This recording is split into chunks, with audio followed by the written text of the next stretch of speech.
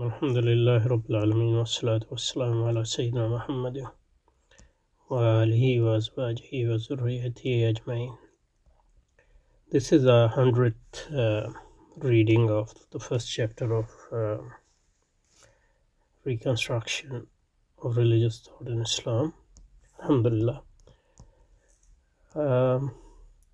So with the time at my disposal, it is not possible to undertake the extensive inquiry into the history and the various degrees of mystic consciousness.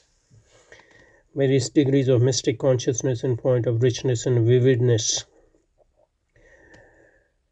All that I can do is to offer a few general observation only on the main characteristics of mystic experience.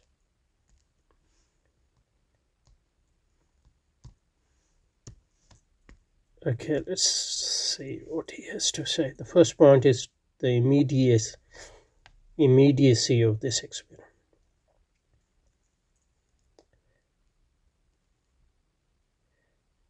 So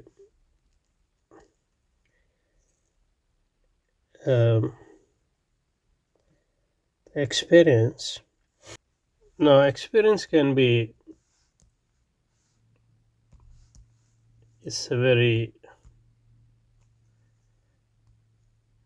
broad concept.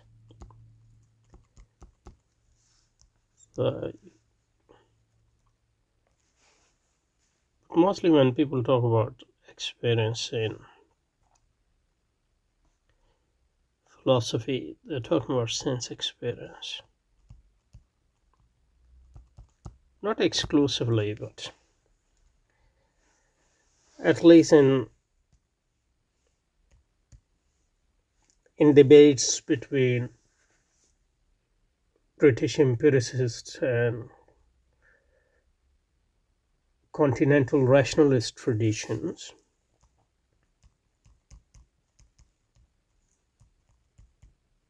empiricist Locke, Berkeley and Hume, and British continental empiricist tradition, Descartes,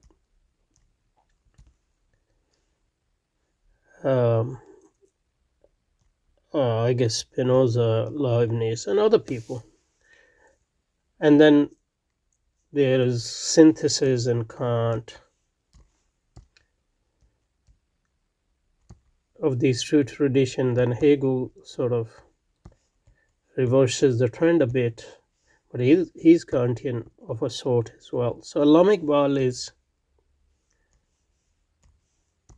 basically, philosophically speaking, he is speaking from within a British Hegelian tradition of, Bradley and McTaggart and all those people, which was very popular and dominant in, not popular, but dominant in British philosophy before, in the 19th century, before, Russell and Moore and other people, overturned this tradition. And also he is, because he is enamored with science and methodology of science, he's also close to British empiricist tradition. So British Hegelianism plus British empiricist tradition and a bit of his own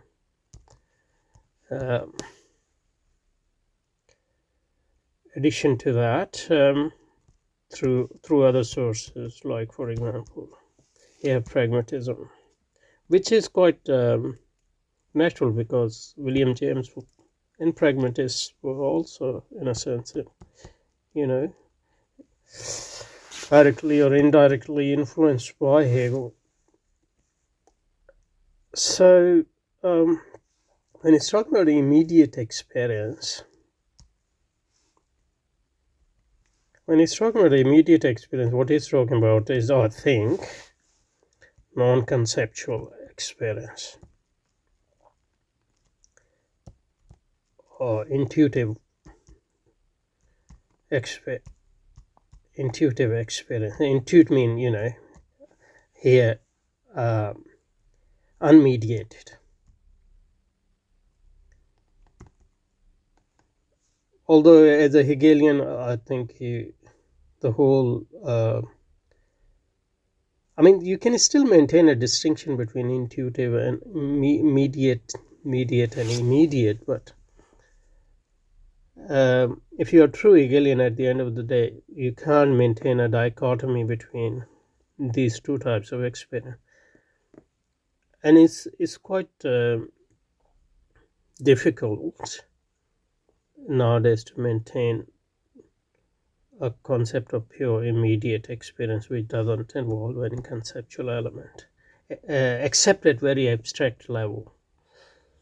Okay, so this just to remember this point. Maybe it would have relevance to what we read, and maybe not much. Okay, thank you.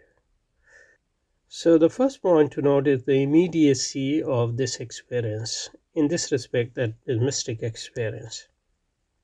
But as I said, both terms, experience and immediacy, are quite vague and quite contentious. In this respect, it does not differ from other level of human experience which supply data for knowledge, for example, sense experience.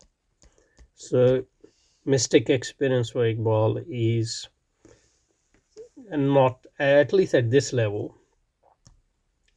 it's not qualitatively different from any other human experience. And all experience is immediate. All experience is immediate. Immediate meaning non-conceptual. Um, if he means non-conceptual, then that's not true, because obviously there would always be philosophers. So, but our experience are mediated generally.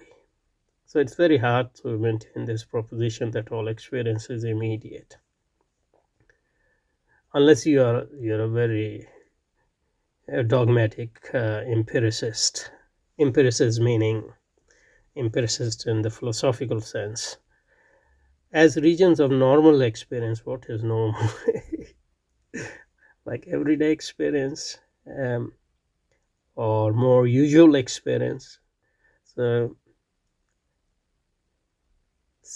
as regions of normal experience are subjects to in interpretation of sense data for our knowledge of the external world, so the region of mystic experience is subject to interpretation for our knowledge of God. Knowledge of God.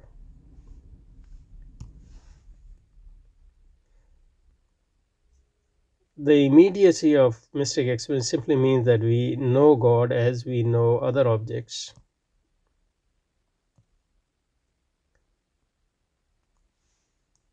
So God is an object in that sense. God is not a mathematical entity. So what he's trying to deny is God is not an abstract concept like it is in Aristotle, for example, or a system of concepts mutually related to one another and having no reference to experience. So God is in that sense, a person, albeit totally his personhood is totally beyond comprehension, but God is not an object, God is not a concept in that sense, he's saying. So if God is a person, we can have some experience of that person at interpersonal level, but experience doesn't mean that we have knowledge of God.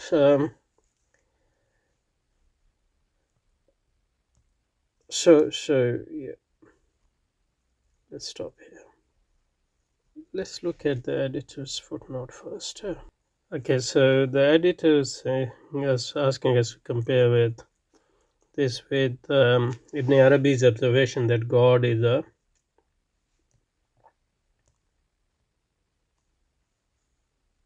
percept, the world is a concept. What does percept mean? So the Ibn Arabi's God is a percept, the world is a concept. This is a bit Kantian. We don't. World is not an object in that sense. We don't experience world as an object. World is, if we consider world as the totality of all there is, then it's a sort of a concept. So in that sense, there is no immediate experience of the world. But if a God is a percept, so it's like an object. Even though God is not an object, it's an object in the sense of a person, object of experience, but we never experience God in an object at all. Like in Islamically, like La tudrikul absar. We might have glimpses of something, but that must be,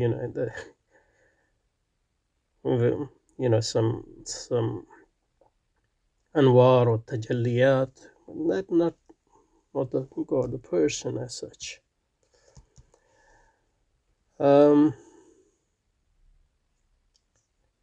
So that's very daring of him to say that we experience God as such. But anyway, what Iqbal is saying here, some of it is positive, and positive in the sense that he is positively claiming certain things about mystical experience and about the knowledge of God. And there's a negative in it, that is, he is denying certain things about mystic experience and the experience of God and the knowledge of God, etc. So let's look at this passage again and read slowly. So the first point to note is the immediacy of this experience. In this respect, it does not differ from the respect of immediacy from other levels of human experience which supply data for knowledge. All experience is immediate. Human experience, he means, in this sense, that it provides us data or basic information which then needs interpretation. So then that experience is transformed into some sort of mediated knowledge, I guess. I think that's the first point he's trying to say. So first, similarity between other human experiences and mystic experiences, that both provide data. Here data is of the objects in the world. Here the data is of a specific object, that is God, according to Allah Iqbal. And that data need to be conceptualized or interpreted in order to become knowledge about the objects around the world in similar fashion, but maybe at different level. This data needs interpretation as well and conceptualized to become knowledge of God. That's what he's saying, I think. So in the daily life, we are the interpreters.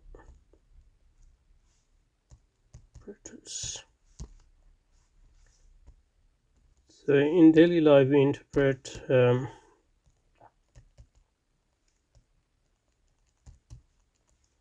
data through sense experience. The mystic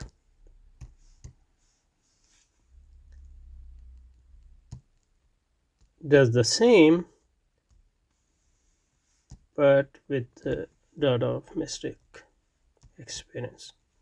So the difference is they are talking about different objects, but I think the negative point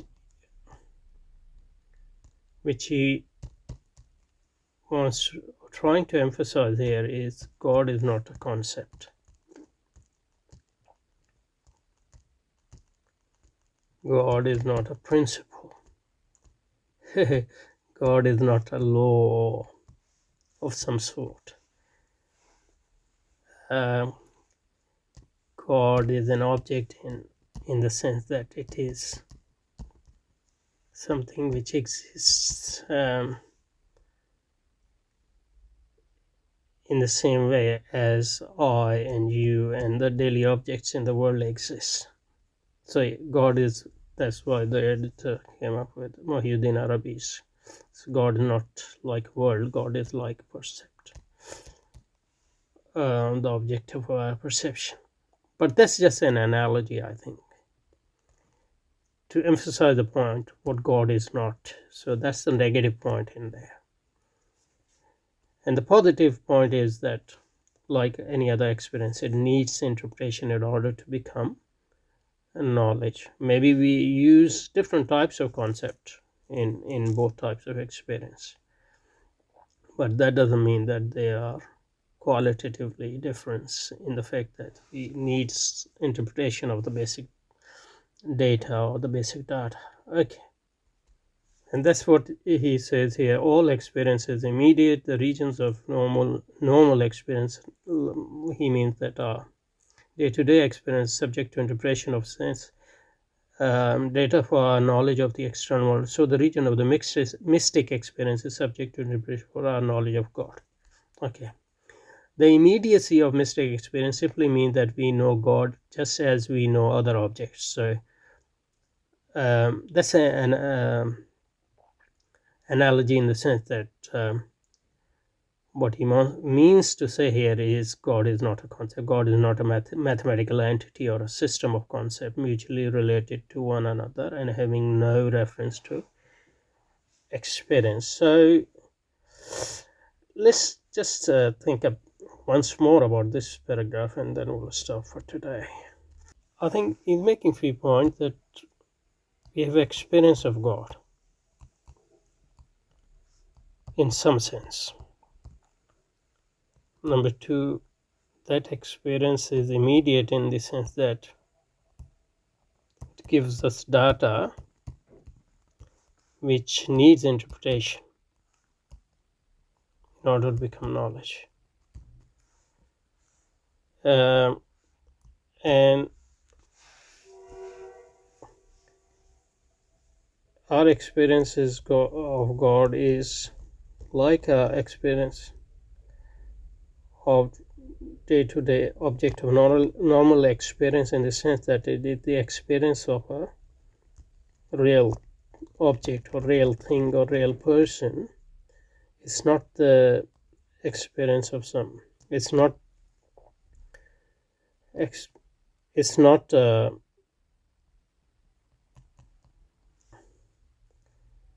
search for or observation of some principles or abstract entity.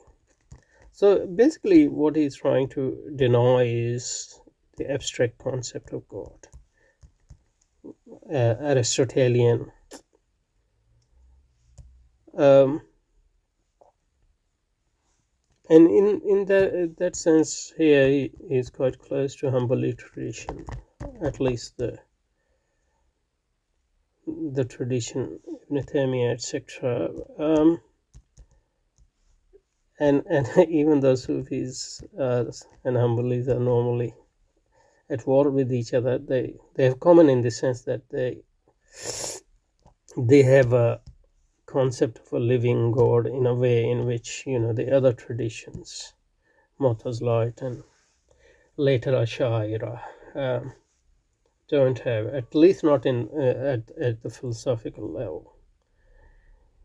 But I think the point he has not discussed here, which is the point prior to this point, is, and I think I'll finish with this for today, experience of God,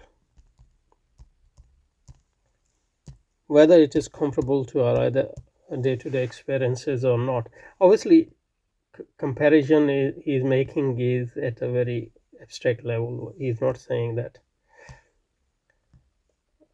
in other aspects they are at the same level of normality. God's experience is an extraordinary experience in the sense that uh, which our day-to-day experience are not extraordinary, though many would say that there's this link between ordinary and extraordinary is always present, even in our day-to-day experience, for us to rediscover, I guess. Um, and that's the point of some of the traditions in phenomenology, etc. Where were we? Yeah, so I think what he hasn't discussed is, like, at least from the perspective of Islamic tradition, what are the sources of knowledge of God, experience of God in that sense, and to dwell on then first, for example, revelation. So he talked about it a bit, but revelation is not an experience in his sense of the word. And at the level of a Sufi, that revelation, ilham, or what we call kashf, ilham, obviously there are many sources of ilham, but kashf is the one which is closer to revelation. Both revelation and kashf